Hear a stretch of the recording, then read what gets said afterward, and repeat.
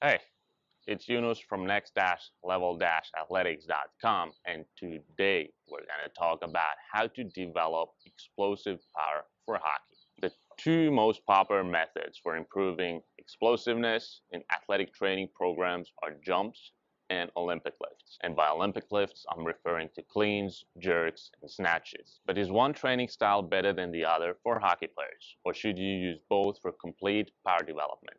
That's the question, and it's time to find out. Let's start with the pros of Olympic lifting. First, they're great for improving first step quickness. Most battles for a loose puck are won or lost over the first few steps. I don't care how fast you can skate once you get up to top speed. Fact is, if your first step quickness sucks, you won't be a very effective hockey player because you'll be chasing after the puck your entire shift. If this is an area where your speed is lacking, you'll want to add Olympic lifts into your training sessions. They're an excellent tool for building some serious pop over those first few all-important strides. Second, the Olympic lifts increase jumping ability. In fact, they are probably the best way to build a higher vertical jump without doing any actual jumping. While a high vertical jump doesn't help you on the ice by itself, it's one of the most common physical performance tests used off the ice. Some coaches pay a lot of attention to how well guys fare in physical testing, so this is something to think about. You don't want to be known as the guy who came in and botched it with a 20-inch vertical jump on test day. The third advantage of Olympic lifting is that they bring out the fun and competitiveness in athletes, particularly if you're training in a small group setting like we do. And no, lifting weights isn't a comedy act, but it's crucial that you enjoy your training. If you detest every waking moment you spend in the weight room, you'll never maximize your strength and power. At our gym, we treat power cleans as one of our main lifts. Guys get to move heavy weights in an explosive manner and compare their performance against everyone else. It makes for a fun, competitive atmosphere which pushes everyone to show their best. Only time I've seen similar levels of competitiveness is on days when we measure vertical jump performance. Now let's talk about two big disadvantages of the Olympic lifts. For one, they can be difficult to learn. Just think about it. How long does it take to get a raw beginner to jump and land properly on a vertical or hurdle jump? 2 or 3 sets? So that's what, a few minutes of total training time?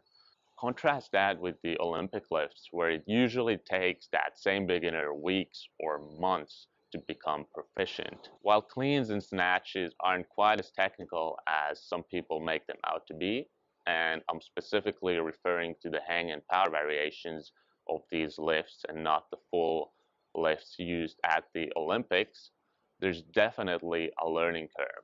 And the time you have available certainly plays a big role in deciding whether they're a smart exercise choice or not. If I only have 5 or 6 weeks to work with a pro player in the summer and he doesn't already have great lifting form on power cleans so that we can load him safely, I'm just going to scratch the movement altogether. I know some people will disagree with me here, but jump training will make you just as explosive, if not more, than any Olympic lift variation. And the risks are minimal, which brings us to the next point. Olympic lifting requires great mobility. Hockey players typically have horrible shoulder mobility thanks to spending so much time hunched over at the shoulders on the ice. In addition, the shoulders take a beating from heavy hits all the time. You know what's the worst thing you could do with a guy whose shoulder mobility sucks? Explosive, direct overhead movements. Yes, that includes jerks and snatches, which is why I no longer do them with my athletes. I simply don't believe the benefits outweigh the risks on these two exercises. Furthermore, getting into position when lifting from the floor and catching the barbell in deep squat requires excellent hip, ankle, and thoracic spine mobility, something many hockey players lack. So all our cleans start from the hang position above the knees and we catch the bar in the so-called power position, which is different for each individual, but somewhere between a half and a quarter squat. And if that wasn't enough, catching the bar in a power clean requires great wrist mobility. Some guys just don't have this. So anytime they attempt to catch the bar, their elbows point down toward the floor. They simply cannot bend their wrists further to bring their arms parallel to the floor. Alright, that's it for the pros and cons of Olympic lifting. Let's look at the benefits of jumping for power development. Number one, no weights are needed. A big benefit of jump training is that you can do it practically anywhere. Vertical jumps, broad jumps, lateral bounds, and long hops can all be done with your own body weight. If you buy a set of hurdles, now you can also perform various hurdle jumps on one or two legs. For more advanced movements like depth jumps, you will need a bench or box to step off. Also, depending on the exercise, you might need some light dumbbells, a barbell, or trap bar for loaded jumping. Even then, the equipment needed for jump training is minimal and can be found inside virtually any gym. Number two, unlike with the Olympic lifts, you can improve your reactive strength through jumping. There's no quick rebounding action in a power clean or power snatch like there is in a hurdle jump or forward bound. With a hurdle jump or any other reactive jump variation, a rapid eccentric muscle action is followed by a powerful concentric action. Contrast this with the Olympic lifts where you accelerate the bar to get it moving and then decelerate it to catch it. But there's no immediate switch from deceleration to acceleration, which is how you improve reactive strength. Alright, that's cool to know, but why is reactive strength an important quality for athletes in the first place? Because it correlates with change of direction speed and has been shown to be a key differentiator between slow and fast athletes. So the bottom line is, if you want to skate faster, you got to work on improving your reactive strength. Third benefit of jumping is that it's easy to progress and regress. With a power clean, the only way you can overload an athlete is by adding more weight to the bar or performing more sets and or reps. Jump training is more versatile. You can start a beginner with eccentric only movements like snap downs and depth drops, then move on to vertical or hurdle jumps where you pause each rep. After that, you would perform these same exercises continuously in a rebounding manner, and eventually you can also introduce resisted jumps into the mix, combine jumps and sprints into a single drill, or focus on exercises that develop elasticity through shorter ground contact times. There's a lot more variety and possible ways to progress and regress athletes compared to the Olympic lifts, where external loading dictates much of what you can and will do. Finally, let's talk about the biggest drawback of jump training, and that drawback isn't related to the training style itself, but how it's used in many off-ice training programs. I have written quite in depth about this in my hockey jump training system.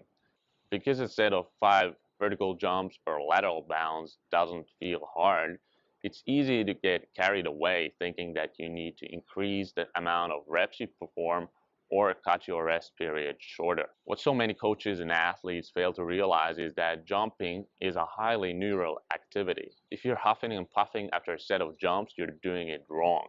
I see so many athletes abuse jumps by going overboard with the volume that they don't get the power improvements they seek. Not only that, high jump volumes, especially combined with subpar landing mechanics I see many athletes use, increases your risk of lower back and knee overuse injuries. Other than perhaps for a short preparatory period of very low intensity jumping, there's no advantage to performing 10 plus jumps per set. At that point, you're not training for maximal power, you're doing conditioning work. And there are much better ways to build up your conditioning that don't beat up your joints, such as hill sprints and sled pushes. Now that we have listed the major pros and cons for both jumps and Olympic lifts, which training style should you use in your training? In my mind, out of the two options, jump training is safer if, and that's a big if, it's used appropriately.